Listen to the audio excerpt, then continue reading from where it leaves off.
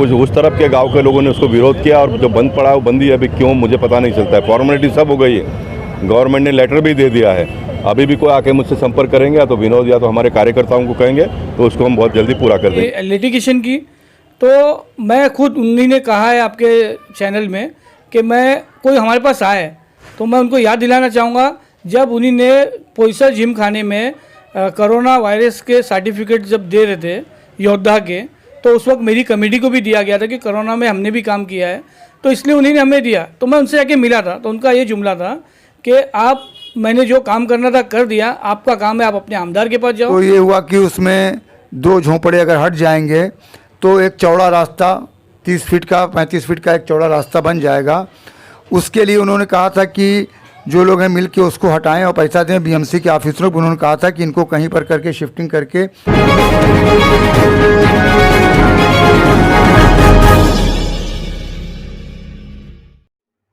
दर्शकों, स्वागत है आपका खबर फेस टू फेस में। आप देख रहे हैं खबर face to face YouTube channel और मैं हूं ज़ीशान आज़मी। आइए देखते हैं आज की ताज़ा खबरें। दर्शकों, स्वागत है आपका खबर फेस टू फेस में, मैं हूं ज़ीशान आज़मी। शिया समुदाय कब्रिस्तान को लेके 25 सालों से संघर्ष कर रहे हैं और 12 साल हुए हैं। तंजीम शोहदाए करबला के अध्यक्ष प्रेसिडेंट दानिश आलम, उन्होंने जो संघर्ष किया 12 साल हो गए। उसके बाद जो पोसेशन मिला उसके ऊपर हम आज चर्चा करेंगे। सांसद गोपाल शेट्टी जी का इंटरव्यू लिया था, उनसे सवाल किए थे जो शिया समुदाय का जो कब्रिस्तान है उसका क्या हुआ, क्यों नहीं बन रहा है। तो उन्होंने ये जवाब दिया था कि जो पोसेशन था गवर्नमेंट लेटर था, मैंने उनको हैंड ओवर किया, पोसेशन दिया। तो इसी सिलसिले में हम बात करेंगे तंजीम शोहदाए करबला के अध्यक्ष दानिश आलम से। दानिश भाई, स्वागत है आपका हमारे चैनल में। शिया समुदाय का जो कब्रिस्तान का मसला है वो कहाँ अटका हुआ है? जैसे कि सांसद गोपाल शेट्टी जी ने कहा कि आपको पोजीशन मिल गया है, क्या कहना चाहेंगे हमारे दर्शकों को? देखिए, मैं आपके चैनल के माध्यम से इस बात को कहना चाहूँगा कि हमारे खासदार गोपाल शेट्टी जी ने जो सवाल किए और जो जवाब दिए या जो उन्हीं ने बोला है उसमें कुछ सही कुछ अटकी हुई बातें हैं। जैसे उन्हीं ने कहा कि हमने पोजीशन लेटर दे दिया, वो बात सही है, पोजीशन लेटर मिला था। मैं उनका आभारी हूँ, आपके चैनल के माध्यम से मैं उनका आभारी हूँ कि उन्हीं ने ये बात सही कही। लेकिन ये जो बोला गया था कि 4 झोपड़े हैं उधर, जो तो उन्हीं ने 2 झोपड़े बताए, वो 4 थे और 4 झोपड़े के पैसे जो थे जो उन्हीं ने कहा कि मैं देने के लिए तैयार हूँ, तो बात तो ऐसी नहीं थी। बात ये थी कि हम सब लोगों को मिलकर उनको हटा के कहीं बना के देना था। पहला ऑप्शन ये था। ये बात नहीं है, पैसे वो नहीं देना था। पैसे जो लोग थे, जितने भी हमारे शिया समाज के, बौरी समाज के, हिंदू समाज के लोग थे, वो सब मिलके करते थे। और रही बात उसकी लिटिगेशन की, तो मैं खुद उन्हीं ने कहा है आपके चैनल में कि मैं कोई हमारे पास आए तो मैं उनको याद दिलाना चाहूँगा, जब उन्हीं ने पोईसर जिम खाने में कोरोना वायरस के सर्टिफिकेट जब दे रहे थे योद्धा के, तो उस वक्त मेरी कमेटी को भी दिया गया था कि कोरोना में हमने भी काम किया है, तो इसलिए उन्हीं ने हमें दिया। तो मैं उनसे जाके मिला था तो उनका ये जुमला था कि आप मैंने जो काम करना था कर दिया, आपका काम है आप अपने आमदार के पास जाओ। वो और मतलब वो रिस्पांस नहीं दी उन्हीं ने, इसलिए हम नाराज़ होकर आ चुके थे। लेकिन अगर उन्हीं ने कहा है कि कोई हमारे पास आए, तो उसके बाद में एक बार और फिर गया मैं, और उसके बाद में अब जाना हुआ नहीं और एक लिटिगेशन आ गया। और लिटिगेशन किसने दिया, क्या किया मालूम नहीं। मैं आपको पेपर दिखाता हूँ, आपने पेपर देके आपको लगाएगा कि लिटिगेशन आया है कोली समाज के बीच में से एक, लेकिन वो लिटिगेशन 6 महीने का था, ना कि पूरा साल भर का। तो अब तो उनको कुछ करना चाहिए। उन्हीं ने इतना काम किया, मैं उनका आभारी हूँ कि हमारा सहयोग किया उन्हीं ने, लेकिन हमारे अभी तक उन्हीं ने आगे और कुछ काम नहीं किया। मैं उनसे उम्मीद रखता हूँ कि आगे इस काम को करके दे। और ये उनका जुमला था। हमारे और भी हमारे साथी है, तो आप जिस तरीके से उनसे आप पूछ सकते हो। उन्होंने कहा कि हमारे पास कोई आया नहीं था, आप कह रहे कि मैं गया था। कब गए थे आप? लास्ट टाइम कब गए थे? लास्ट टाइम तो एक टाइम तो उस वक्त गया था जब पोईसर की जिम खाना, और दूसरी बार उनके ऑफिस में गया था। एक लेटर लेके मैंने उनसे लेटर मांगने, उन्होंने मुझे लेटर दिया, लेकिन उसके बाद में मेरी उनकी भेंट नहीं हुई। क्योंकि उनका जुमला ये था कि मैं आप अपने आमदार के पास जाइए और करिए। और आपको तो मालूम है यहाँ के हमारे आमदार हमें सहयोग ही नहीं कर पा रहे, इसलिए हम उनके बाद दोबारा गए नहीं। और उनका कहना था, ये उनकी एक हमारे पास क्लिपिंग है कि मैं कब्रिस्तान बनाऊंगा तो ऐसा बनाऊंगा कि लोग यहाँ टूरिस्ट समझ के घूमने आएंगे। तो मैं उनसे चाहता हूँ कि वो अपनी ज़बान जो दिए है, मैं उतनी उम्मीद रखता हूँ कि वो करेंगे। अच्छा, आखिर में सांसद गोपाल शेट्टी जी ने कहा कि अगर अभी भी कोई हमारे पास आता है, संपर्क करता है, तो हम उसका काम करेंगे, हमारे कार्यकर्ता को कहेंगे उसका काम करेंगे। तो आप अभी जैसे कहा है तो आप संपर्क करेंगे? ज़रूर। उनका इंटरव्यू देखा, मुझे बड़ा अच्छा लगा कि कम से कम उन्होंने याद तो रखा है हमारे कब्रिस्तान के बारे में, हमारे लोगों के बारे में। और वहाँ पे सिर्फ शिया समुदाय का कब्रिस्तान नहीं है, मैं आपको जानकारी दूंगा, सभी समाज के लिए वहाँ कब्रिस्तान पास हुआ है। और मैं उनसे ज़रूर 2 दिनों के अंदर जाके कांटेक्ट करूँगा। वसु भाई, आप कुछ कहना चाहेंगे शिया समुदाय का जो कब्रिस्तान का मसला है उसको लेकर? लीजिए हाथ में। मैं आपके चैनल के माध्यम से एक चीज़ ये बताना चाहता हूँ कि गोपाल शेट्टी साहब ने हमारे कब्रिस्तान, शिया कब्रिस्तान के लिए मेहनत किया। इसमें कोई शक नहीं है कि गोपाल शेट्टी साहब ने काफ़ी मेहनत किया और करने के बाद उन्होंने कब्रिस्तान को पास भी कराया, पास करने के बाद पेपर भी दिया।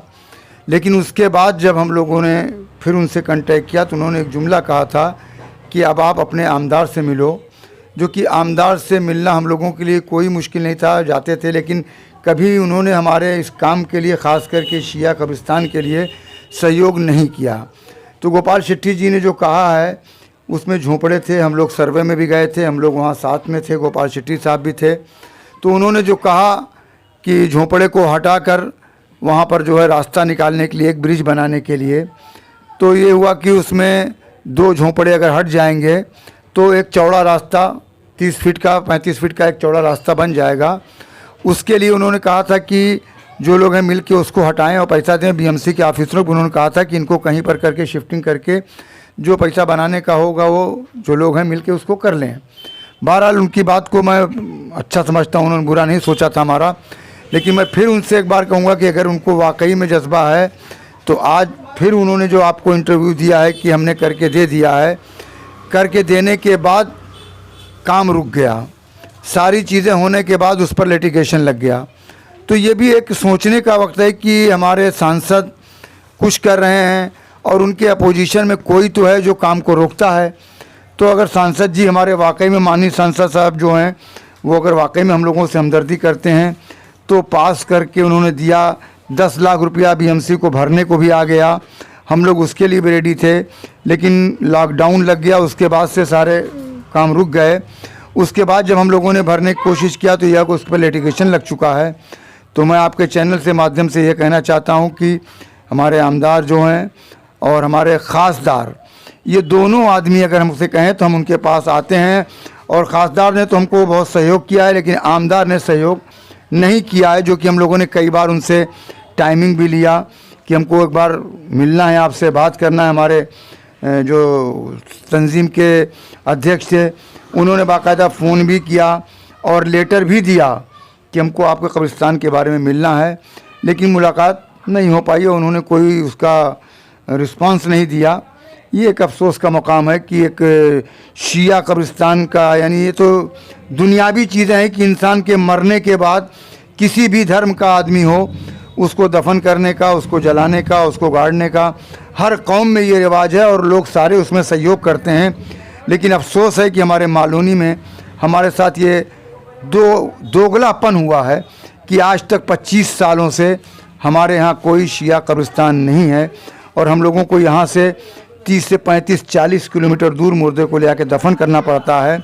ये हमारे सारे समाज के लिए अफसोस का मुकाम है, चाहे वो हिंदू हों, चाहे वो क्रिश्चियन हो, चाहे वो सिख हों, चाहे वो सुन्नी हो, चाहे किसी भी मज़हब के लोग हों।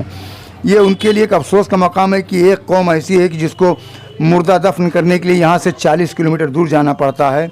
तो अभी मैं फिर आपके चैनल के माध्यम से ये गुजारिश करूँगा माननीय अपने सांसद जी से कि हम लोग उनके पास ज़रूर आएंगे और जब पास करा दिया है, हैंडओवर कर दिया, तो उसमें जो अड़चनें छोटी सी आई हैं उसको करके जल्द से जल्द हमको हैंडओवर कर दिया जाए ताकि हम उसमें अपने मुर्दे को दफन कर सकें। दानिश भाई, मलाड क्षेत्र में शियाओं की कितनी आबादी है और क्या दिक्कतों को आपको सामना करना पड़ता है? कब्रिस्तान जैसे कि रहमताबाद तो पूरा फुल हो गया है, किस तरह की दिक्कतों का सामना करना पड़ता है आप लोगों को? देखिए, ऐसा है कि हमारे मालूनी में तकरीबन 60,000 से ज़्यादा की एक आबादी है और पूरे सबर्ब में एक भी कब्रिस्तान नहीं है।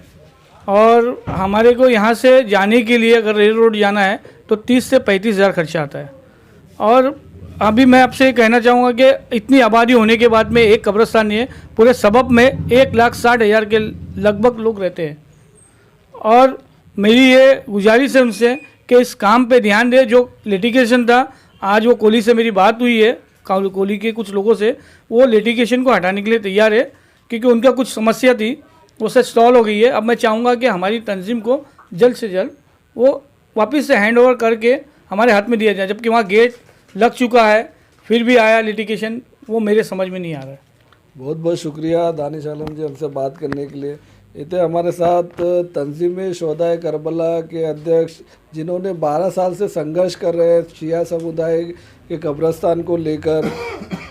जिस तरह से हमने सांसद गोपाल शेट्टी जी से बात किया, जो सवाल उनके सामने रखे, जो जवाब दिए, हमने वो डिस्कस किया। कुछ बात गोपाल शेट्टी जी की सही थी, कुछ बात मतलब तो कहीं दिक्कतें थी। उन शिया समुदाय अभी भी उनका शुक्रिया अदा कर रहे हैं, आभारी है।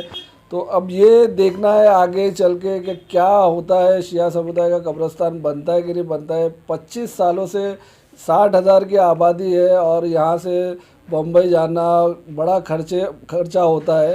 तो अब आगे देखना है कि कब्रिस्तान बनता है कि नहीं बनता है। सांसद गोपाल शेट्टी जी कितना इनको सहयोग करते हैं। और हमारा चैनल शिया कम्युनिटी को कैसा लगा, किसी को कुछ कमेंट करना है तो आप कमेंट करके हमें बता सकते हैं। दानिश भाई उस पर अमल करेंगे, जो भी कमेंट करेंगे आप लोग। ज़िशान आज़मी, खबर फेस टू फेस, मुंबई।